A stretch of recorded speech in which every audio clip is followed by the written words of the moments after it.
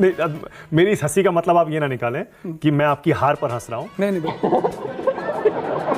हम हारे कहाँ हैं? 2% का वोट वो है डिफरेंस। सीटें तो बहुत कम है। नहीं 22 उनकी 48। हाँ तो ठीक है, कोई बात नहीं। मान लीजिए आप ही की पिच पर आकर मोदी की बीजेपी ने आपको दिल्ली में हरा दिया।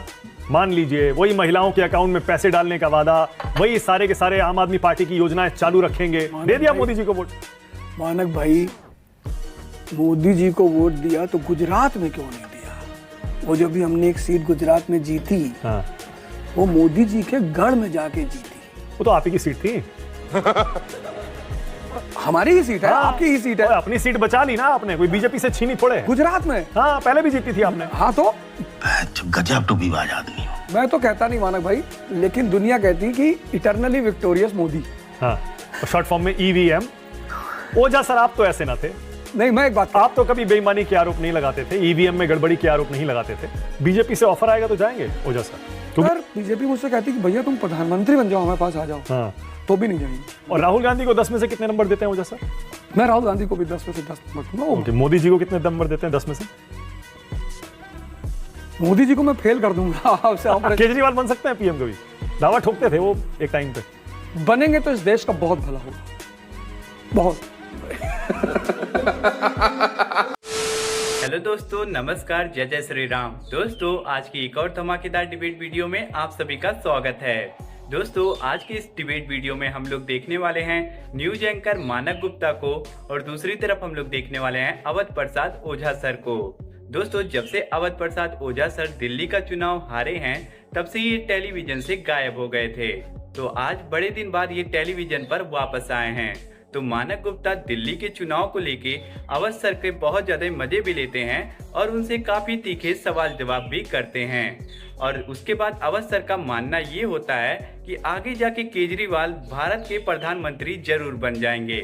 उसके बाद मानक गुप्ता सर इनके काफी ज्यादा मजा भी लेते हैं। तो आज की इस डिबेट वीडियो में आप लोग अंत तक जुड़े रहिएगा, तभी आप लोग को पूरी डिबेट ये समझ में आएगी। अगर आपको ये वीडियो अच्छी लगेगी तो वीडियो को लाइक करके हमारे चैनल को आप लोग जरूर सब्सक्राइब करिएगा।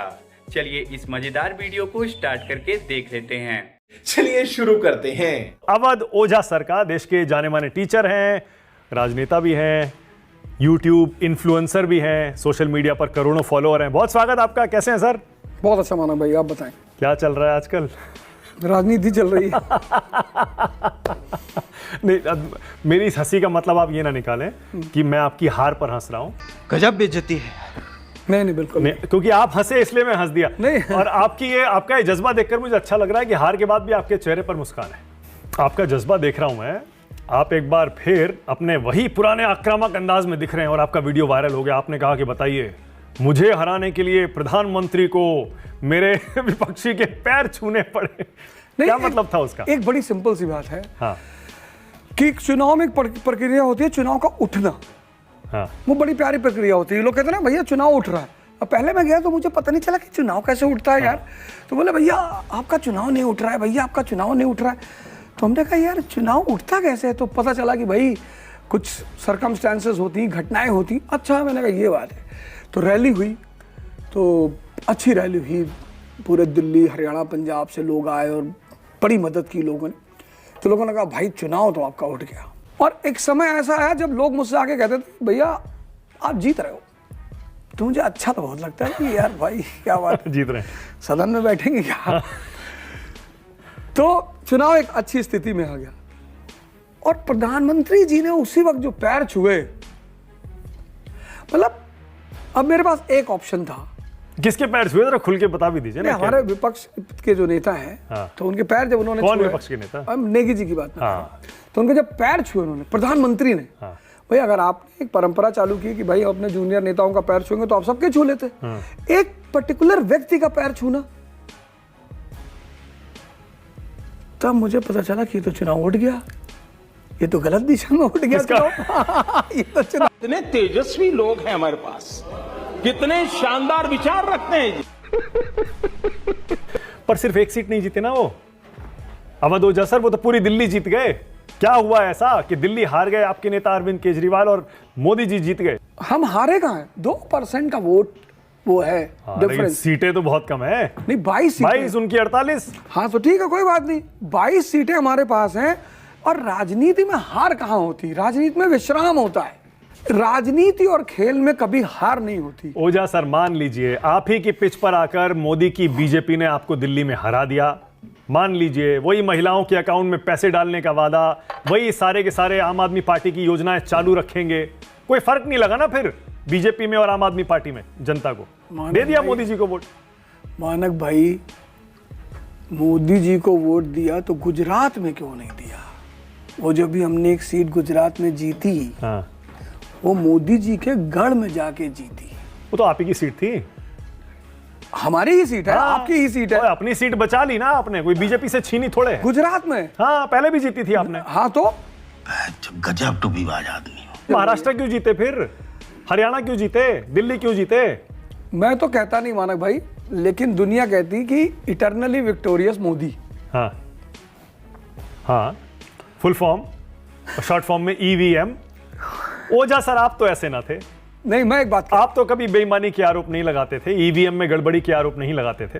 मैं आपको आप तो बल्कि जो इस तरह के आरोप लगाते थे उनके लिए कहते थे ये रोने वाले हैं, रोंदू हैं। बहुत अच्छी बात। आपने रोंदू कहा था ना ऐसे लोगों को। मैं बहुत अच्छी बात कह रहा हूँ। हाँ। शायद ही कोई ऐसा व्यक्ति हो जो मुझसे कहता हो भैया हमने आपको वोट नहीं दिया। हाँ, तो कुछ ना कुछ, कहीं ना कहीं कुछ तो गड़बड़ी हुई होगी। मैं तो सबको मान भी लूं, नहीं, लेकिन- सबको मान लूं, मैं एक नया खिलाड़ी था राजनीति में, मैं हार गया, मैं लोगों से मिल नहीं पाया। पर अरविंद जी ने कितना सारा काम किया, मनीष सिसोदिया जी ने कितना सारा आपकी काम पार्टी ने भी ऑफिशियली ये स्टैंड लेकर ईवीएम में गड़बड़ी के आरोप इस बार नहीं लगाए हैं। अवध ओझा सर, जब रिजल्ट आया हाथ जोड़कर उन्होंने बहुत ग्रेसफुली इस हार को स्वीकार किया। कितनी ग्रेटनेस है इस बात में, तो आप कितनी क्यों फिर महानता ईवीएम, है। आप क्यों ईवीएम कर रहे नहीं हैं? नहीं, हम कहाँ कह रहे हैं। चल झूठा। ओके, मतलब ये कहना गलत है ना कि मैदान छोड़ गए अरे नहीं, ओझा सर। अब कहाँ। आए थे चुनाव लड़ने, हार गए और फिर चले गए वापस अपना जो करते थे उसके मैं लिए। अभी पार्टी ऑफिस से ही आ रहा हूँ। ओके, मतलब राजनीति में आ गए हैं तो अब आ गए हैं, राजनीति छलांग में। लगा दिए तो लगा दिए। बिल्कुल बिल्कुल बिल्कुल। और आम आदमी पार्टी में ही रहेंगे ओझा सर? नहीं। बीजेपी से ऑफर आएगा तो जाएंगे ओझा सर?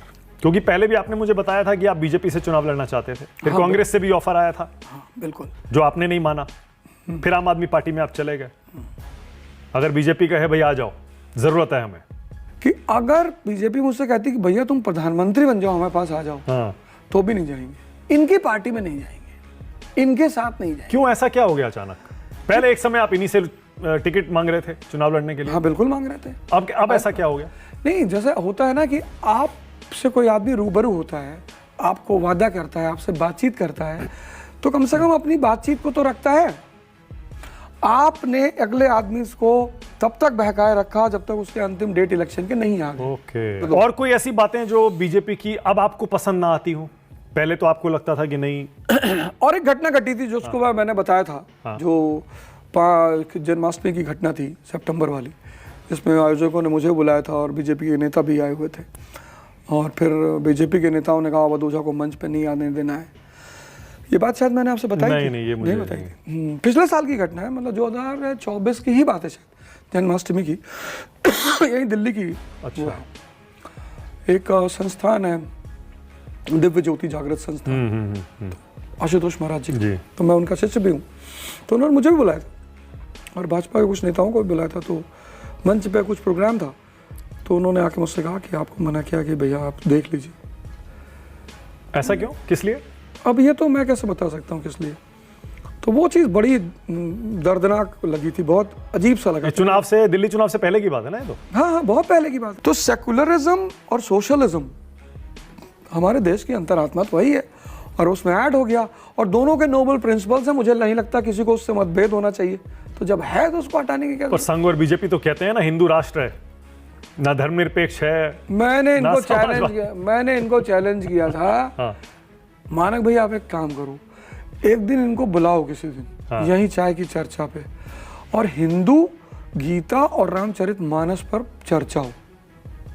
पहले खुद तो समझ जाए हिंदू कौन है, तब बाद में बनाएंगे राष्ट्र। बीजेपी में किससे डिबेट करना चाहेंगे आप? नहीं ऐसा कोई नहीं, कोई ऐसा आदमी जो आपको लगता हो नहीं यार ये ज्ञानी है, इससे बहस की जा सकती है, तर्क किया जा सकता है, कोई पसंद है आपको? नहीं, हमें तो कोई भी आए। देखिए, कोई ऐसी मानकता नहीं है, कोई मानकता नहीं कि कोई आदमी बड़ा है कोई आदमी छोटा है।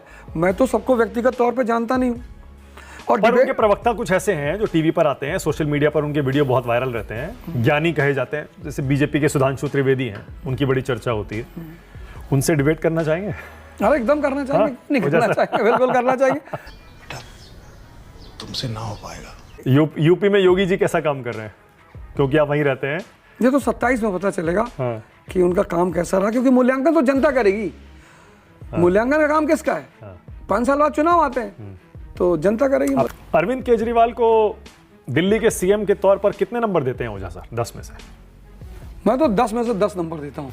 दे शर्मो शर्म करो शर्म। भगवंत मान को कितने नंबर देते हैं 10 में से? उनको भी 10 में से 10 नंबर 10 में से देंगे। 10? बेचारे पूरा काम करते हैं, मेहनत से करते हैं, जुटे रहते हैं हमेशा। ओके, मोदी जी को कितने नंबर देते हैं 10 में से? मोदी जी को मैं फेल कर दूंगा।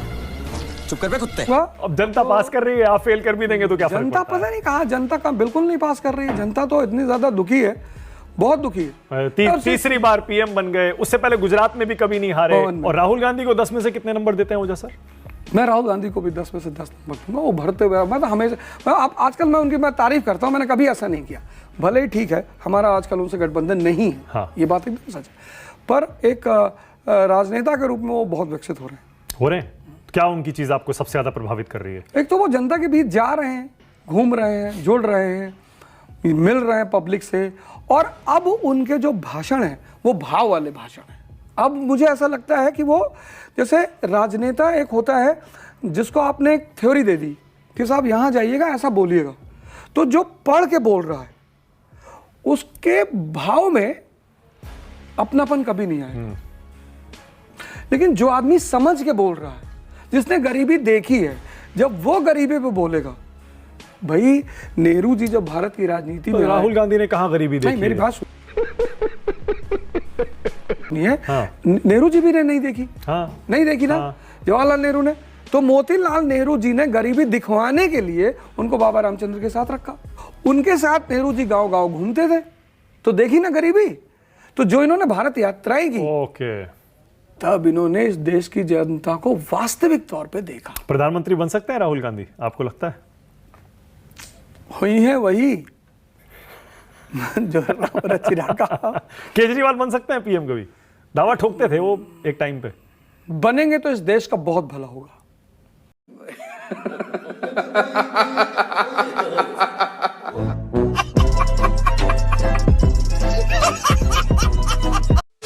तो दोस्तों आज का ये धमाकेदार डिबेट यहीं पे खत्म हो चुका है। उम्मीद है आप सभी को ये वीडियो पसंद आई होगी।